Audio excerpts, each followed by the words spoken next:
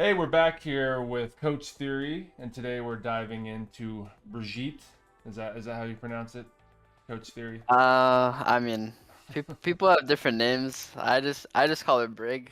Okay, I okay, think the proper pronunciation might be like Brigitte or something, but got it. you Okay, know, cool. it's a Well, Brig. Yeah. we're going with the healer with the shield, and the is it the only healer with the shield? Uh, Only healer with the shield. okay, okay. Well, there you But go. For no, now. it's a support, not healer. Wow. Okay. Good call out. Good Yeah. call out.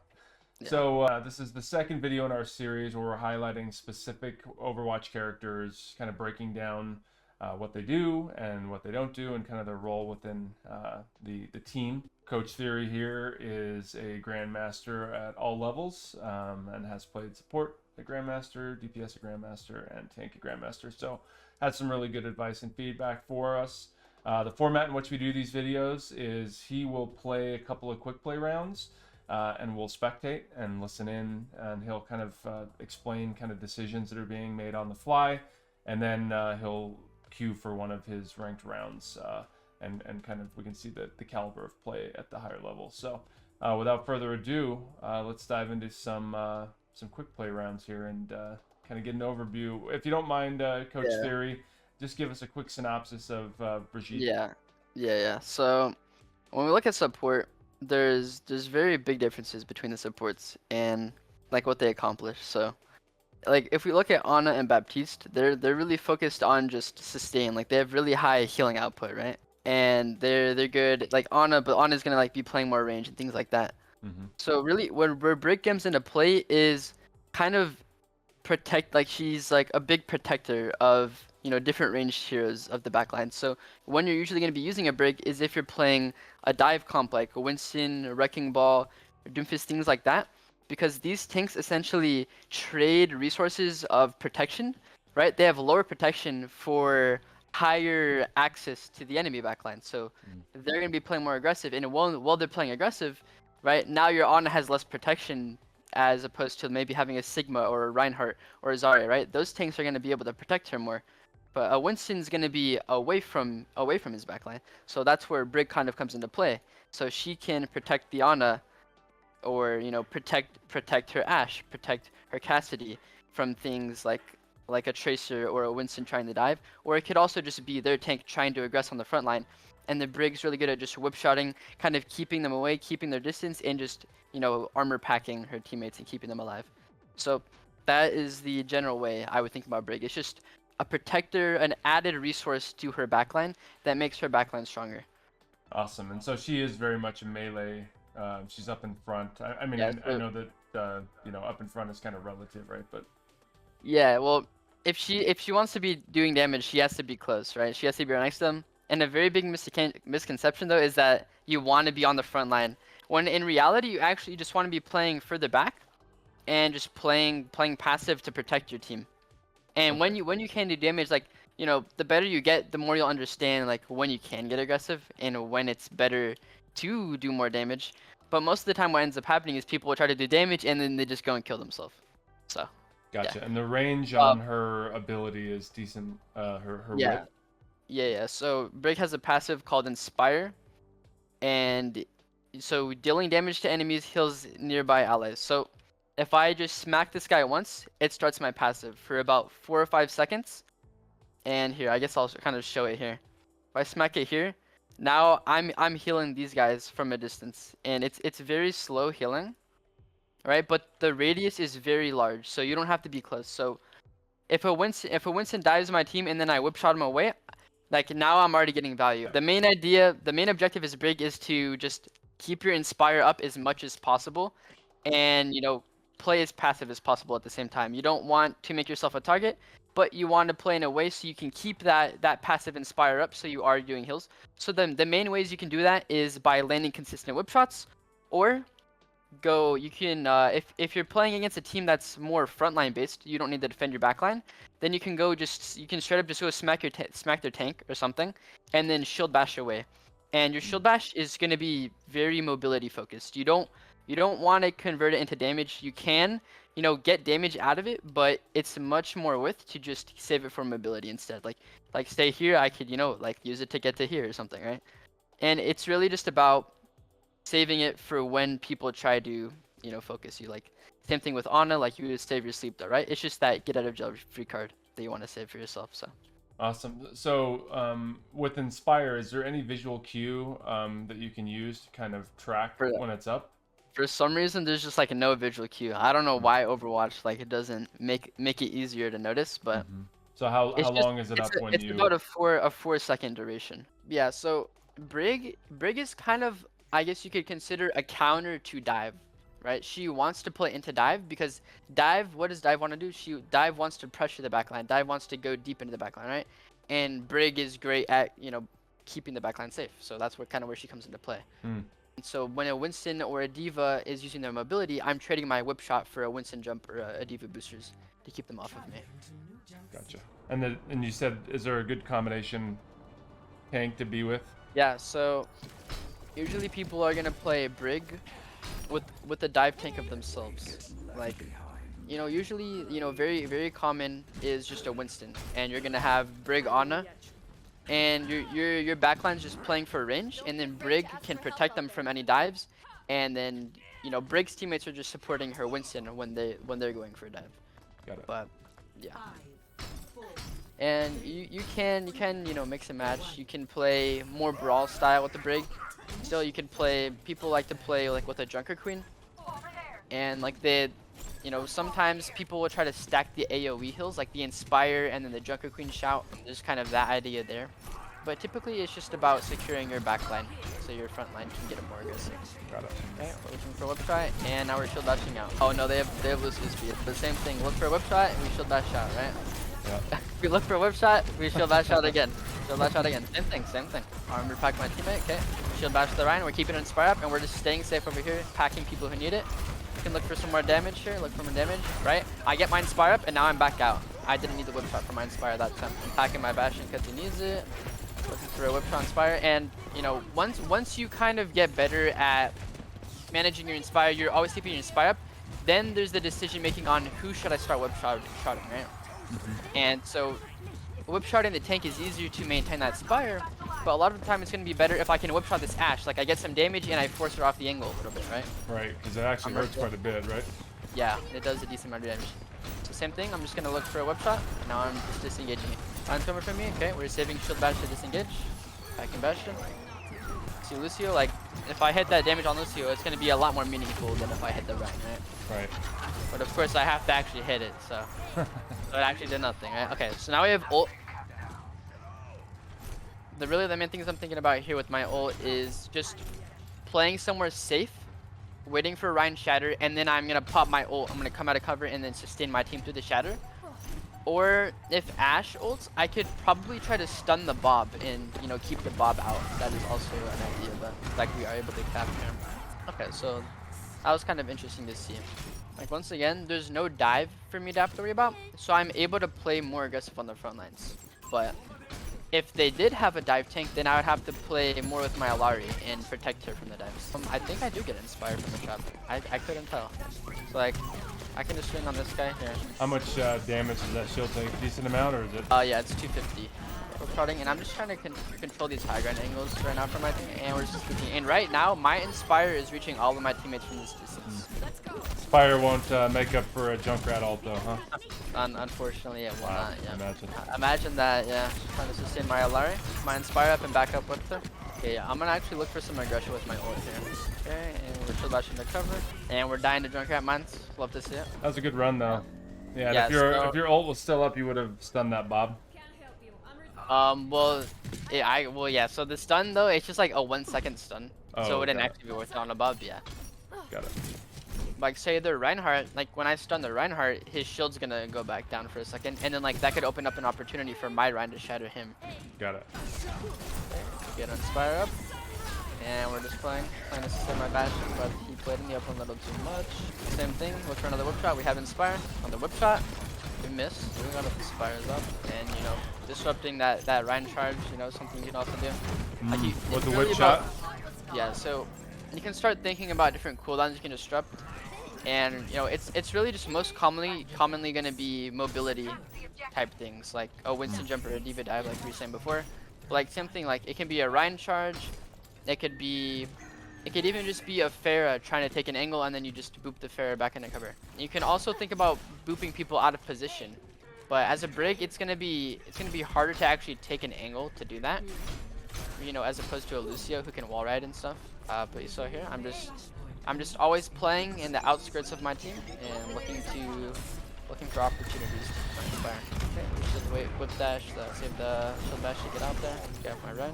Okay, here I'm gonna pop. My Ryan's really deep. I need to go help sustain him here. I just get my inspire back up. Like imagine this Lucio. Okay, Ryan's coming up here. Gotta be careful. Okay, like we're just whip shotting it and we're just making distance. Look for a little damage, but you know, Ryan's gonna hurt me a lot more than I can hurt him. Okay. So there, I need to be having my shield up more often, and I need to not be getting shattered. If I'm not really doing anything, then I should probably just have my shield up. But I don't want my shield HP to be going down. So ideally, I'm just playing as much cover as possible, so I can, you know, maintain my shield for when I actually need it. Does it have to go down all the way before it regenerates, or how does that work? No, so it just regens if you're not using it. But if it fully breaks, then it takes longer to regen, so you don't want that to happen. Oh, yeah. Okay, so that was interesting. That was interesting. Yeah. So against the Ryan, like Ryan's trying to take space on me, I'm just keeping my distance, just making distance, whip shotting him away, and just disengaging with the shield bash. And it's very important that you're always making sure you have shield bash for movement like that. right. If I'm shield bashing into the Reinhardt, well now I'm just gonna die. Right. That's not what I want to do. Nah, yeah, Brig is very interesting, and most people just play it completely wrong too. So how effective is your E ability, or kind of your little throwing heal? Is that kind of your primary? Yeah. It's not really. I mean, I guess I don't know. Like your Inspire is gonna be doing a lot of the healing, and you want to save your armor packs more. You want to use those more reactively to cooldowns that they're throwing at your team. So. Is that what E is? His armor pack? Yeah. So like right here, if I armor pack my Genji, it gives him like an initial burst of healing, and then it gives him a little bit of healing over time on top of it. So. I see. Pretty So good. is it like over healing? It doesn't give you over health, but it's just healing over time. So here, I'm just gonna look for a whip shot. I whip shot on that Moira, so now I have Inspire active, and now I'm just kind of playing to sustain my team. Since we are down Kiriko, I need to be a little careful. There, ideally, I hit that whip shot. Like, see now I have these armor packs for my teammates when they actually need it, right? I made sure to save it. And then ideally, I don't have to heal my tank. I shouldn't want to use my armor packs on my tank. That should be my Kiriko to sustain my tank then, because she was not here to do that. So right here, I'm just trying to control this high ground for my team and look for whip shots when I can. Yeah, so you can see that it's like I'm trading my packs for the Doomfist punch or the Doomfist slam. If there's not any cooldowns creating a threat, then I shouldn't have to use my packs. Yeah, I don't have anybody that I really synergize with because nobody on my team wants to play range, and that's kind of what Brig is good for. She's good at just enabling ranged players to stay safe, like an Ana or an Ashe, something like that. Okay, so I'm gonna shield bash away, and we're just keeping our Inspire up. And like, so here, like obviously I can look for damage. So theoretically, your Doomfist would be getting healed from you clear back there with Inspire. Yeah. And does Inspire get triggered off of if you break a Junkrat trap or anything like that? It can get triggered off of things like that. I'm not sure about Junkrat trap, but I do know like Wrecking Ball's ultimate, his mines, you can trigger Inspire off of that. And yeah, so this is super in there. All good. Kind of just traded dooms. Alright, and it looks like your ultimate's up. So what does your ultimate do? So with ultimate, I'm gonna give. So first of all, I'm gonna have like 100 more HP. I'm going to give any of my nearby teammates over health, and so I just have increased heals as well. But the big thing is that my shield bash actually will stun. So say they had a Genji, I'd be wanting to save my ult to trade for the Genji ult, and I would try to stun their Genji when he goes for his ult. Gotcha. Or Modker is closing the distance, I shield bash away, and you know, then I whip him back again, right? You can see like I'm just trying to keep my distance as much as possible, and I'm only looking for damage when it's safe. Otherwise, I just want to, you know, play passive so that my Kiriko doesn't have to heal me. She can heal my Ramatra instead. And and ideally my Inspire and my armor packs can keep my DPSs up. And then you can kind of like third person peek around corners with your shield here. And then like if I see an opportunity, okay, now I can look for that whip shot, right? Okay, so I'm gonna ult here to match their ults, help sustain my Doomfist, keep the Ramatra off of him, stun them. So when you do have ult, you can go more aggressive just because you have so much more HP. Your shield gets like 2 times more HP as well. Oh wow. And then that threat of the stun that's always there, I can just stun somebody is just so good, right? That CT stops them moving. So, but Awesome. other than that, you don't want to get aggressive if you don't have your ult. It's just about playing passive, keeping Inspire up, and just protecting your backline really. So it's not a character that you're going to get a lot of plays of the game on. Yeah. You got to check your ego at the door a little bit. Yeah, but honestly, funny enough, I feel like I do see a lot of Brig play the games. Just whenever she has her ultimate, like she'll just like go swing on everybody sometimes. So. Interesting. And so here, against Orisa doesn't have mobility, right? So that's one less thing I have to worry about. But if it was Winston, we would probably want to play more like we're already playing the high ground, so we're actually like fine. But in theory, we maybe could have played more aggressive if we wanted to, just because the Orisa can't access the high ground so freely. But yeah, that's really all we have to do. We just have to help control space for my team so they can do their jobs easier. And it's important that I'm not taking damage from trying to go aggressive on the front line, because now my Baptiste has to heal me instead of my Doomfist or whatever else is trying to do stuff. As a support, you just want to play as conservative as possible so my support can do their job, and I just want to help my DPSs do their job by saving my packs for any cooldowns that are getting dumped to them, and then just maintaining Inspire for just heals over time.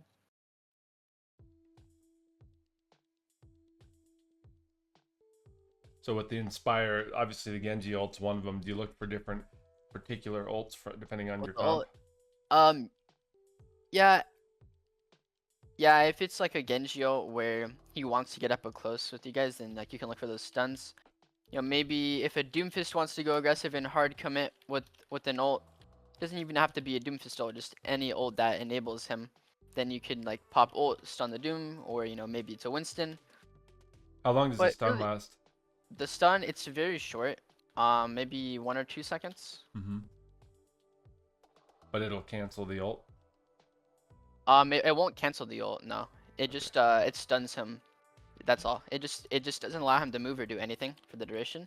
But that just lets us make some distance, and shoot him, of course. Yeah. And like it will like cancel his like a deflect, which should be great. So right now I'm not having my Inspire up, which is very bad. But because I have that, I recognize that, and so I disengage. I give some space because I realize like I'm playing really bad right now. So like we have to give up some space. We can't be taking space whenever I'm like doing nothing. Okay. Disengage from Rissa though, maintaining Inspire. Okay, all good. And my team's just kind of killing them, but like that's just kind of how it goes. I'm just doing a good job of protecting my team and keeping them alive, and then they can do their jobs. Like that's all I need to do, right? Right. And it's honestly a lot more simple than people think. Like you can do this. You can get Grandmaster Brig. You just gotta understand, when to disengage and really just where you want to be positioned. And just very important to have the discipline to save your armor packs for when you actually need them. And allowing my other support to just do most of the healing.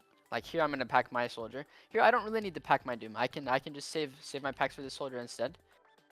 Help my Baptiste or my bashing across, okay? And so now I'm going to be staying on the payload with my Baptiste and protecting him. So I can actually get my Inspire off of Bob, by the way. Oh, good. Okay. Yeah. So right now, that was a good Bob because it isolated my Baptiste from the rest of our team, so they couldn't get healed there.